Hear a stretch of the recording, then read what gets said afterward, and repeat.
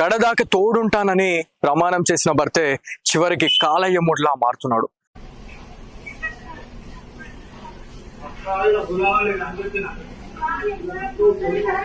నమస్తే, welcome to Tejaswi media.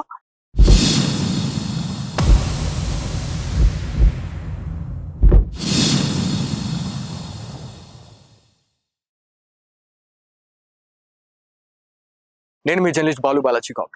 So Vikarabad జిల్లాలోని తాండూరులో దారుణం చోటు చేసుకుంది.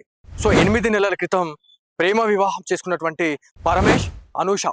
సో వీళ్ళ మధ్యలో ఏం జరిగిందనే దాని గురించి మనం మాట్లాడుకుంటే, ఎవరైతే అనూషకి గత కొన్ని నెలలుగా వరకట్న వేధింపులు అయితే చాలా పెద్ద మొత్తంలో చేశారు అని చెప్పేసి అనూష కుటుంబీకులు అయితే తీవ్ర స్థాయిలో ఆందోళన వ్యక్తం చేస్తూ ఉన్నారు, ఆవేదన వ్యక్తం చేస్తూ ఉన్నారు. సో దీంట్లో ఇంకా క్లారిటీగా మనం మాట్లాడుకుంటే ఏం జరిగిందనే దాని గురించి ఖచ్చితంగా మనం మాట్లాడుకోవాలా. సో అక్కడ జరిగినటువంటి ఇన్సిడెంట్ ఏంటి, దాంతో పాటు అనూష చనిపోయిన తర్వాత వాళ్ళ కుటుంబీకులు ఏ రకంగా ఏం చెప్తా ఉన్నారు అనే దాని గురించి కూడా మనం మాట్లాడుకోవాలా. సో వికారాబాద్ జిల్లాలోని తాండూరులో ప్రేమ పెళ్లి చేసుకున్నటువంటి పరమేష్, దాంతో పాటు తన భార్య అయినటువంటి అనూషనైతే కర్రతో దారుణంగా కొట్టి చంపిన విషయం అందరికీ తెలిసిందే. సో వివాహ సమయంలో జీవితకాలం తోడుంటానని ప్రమాణం చేసినటువంటి భర్త కష్ట సుఖాల్లోనూ చేయి విడవనని మాట ఇచ్చినప్పటికీ ఆ ప్రమాణాలను అందరూ కూడా మరుస్తున్నారు.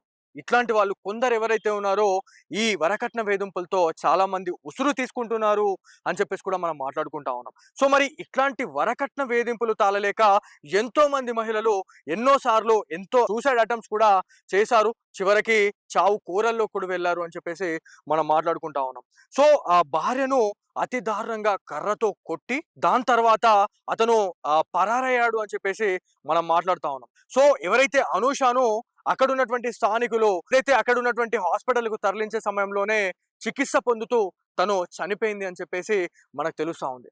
సో ఇక్కడ ఎంత దారుణంగా మానవ విలువలు దిగజారాయి అని చెప్పడానికి ఇది ఒక బెస్ట్ ఎగ్జాంపుల్ కావాలి. సో ఈ మధ్య కాలంలో స్వచ్ఛమైన ప్రేమ ఎవరికైనా దక్కుతుందా అంటే మాత్రం ఖచ్చితంగా దక్కట్లేదనే చెప్పుకోవాలి. సో ఎందుకంటే ప్రేమ వివాహం చేసుకున్నటువంటి వాళ్ళే ఇలా పెళ్లిళ్ళు పెటాకులు కావడం కావచ్చు, దాంతో పాటు ఇట్లా ఒకరినొకరు చంపుకునే కడుగు పోయిందంటే ఒకసారి ఆలోచించండి ఎట్లాంటి సమాజంలో మనం ఉంటున్నాం అనేది డెఫినెట్లీ ఆలోచించుకోవాల్సిన విషయంగా మనం చెప్పుకోవాలా.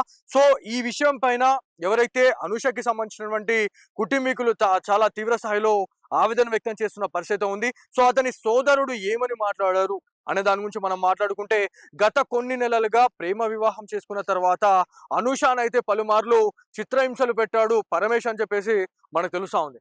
సో దీంట్లో ఏదైతే వరకట్నం గురించి చాలా పెద్ద మొత్తంలో తను ఇబ్బంది పెట్టాడు, ఈ వరకట్న వేధింపులు తాళలేక కూడా నేను చనిపోతానని చెప్పేసి తన సోదరుడు అయినటువంటి అతనికి కూడా తను పలుమార్లు చెప్పింది. దాంతో పాటు ఏవైతే కుటుంబ కలహాలతో ఇదంతా జరిగిందా, లేకపోతే ఈ కుటుంబ కలహాలను దృష్టిలో పెట్టుకొని గొడవ అయిన తర్వాత ఆ కర్రతో కొట్టి చంపేశాడా అనే దాని గురించి కూడా పూర్తి స్థాయిలో పోలీస్ అధికారులు అయితే ఇవాళ ఇన్వెస్టిగేషన్ చేస్తున్న పరిస్థితి ఉంది.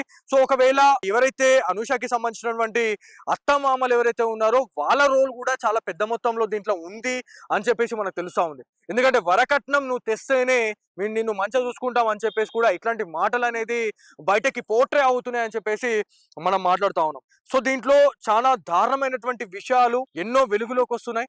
ఎందుకంటే ఈ మధ్య కాలంలో ఏవైతే వరకట్న వేధింపులు తాళలేక చాలా మంది చావు కూరల్లోకి వెళ్తా ఉన్నారు, చాలా వరకు కూడా చాలా మంది సూసైడ్ చేసుకొని కూడా చనిపోతున్నారు అని చెప్పేసి కూడా మనం మాట్లాడుకుంటా ఉన్నాం.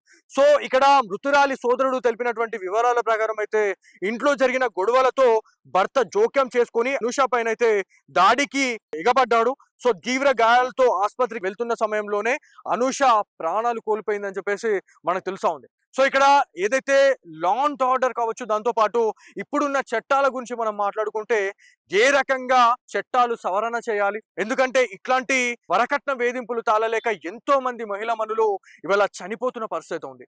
చాలా మంది పిల్లలతో సహా వాళ్ళకి మందిచ్చి, ఆ చిన్న పిల్లలకు మందిచ్చి వాళ్ళు సూసైడ్ చేసుకున్నటువంటి విషయాలు కూడా మనం ఎన్నో చూస్తున్నాం. సో తాజాగా వికారాబాద్ లోని తాండూరులో ఈ ఇన్సిడెంట్ జరిగిన తర్వాత ఏవైతే ప్రేమ పెళ్లిలపై పూర్తిగా విశ్వాసాన్ని అయితే కోల్పోయాము అని చెప్పేసి అక్కడ ఉన్నటువంటి స్థానిక ప్రజలైతే ఆవేదన వ్యక్తం చేస్తున్న పరిస్థితి ఉంది. సో ఏదేమైనప్పటికీ అనూషని అతి దారుణంగా కర్రతో మోది చంపిన తర్వాత తను పరారయ్యాడు అని చెప్పేసి మనకు తెలుసా ఉంది. మరి దీంట్లో ఎవరెవరి హస్తం ఉంది, ఏ విషయంలో గొడవలు జరిగినాయి, అసలు వరకట్న వేధింపులు నిజమేనా అనే దాని గురించి పూర్తి స్థాయిలో పోలీస్ అధికారులు అయితే క్షుణ్ణంగా ఇన్వెస్టిగేషన్ అయితే చేస్తా ఉన్నారు. సో ఏదేమైనప్పటికీ తెలంగాణలో మాత్రం ఇది ఒక తీవ్ర విషాదంగా అయితే మారిందని చెప్పేసి మనం మాట్లాడుకోవాలి.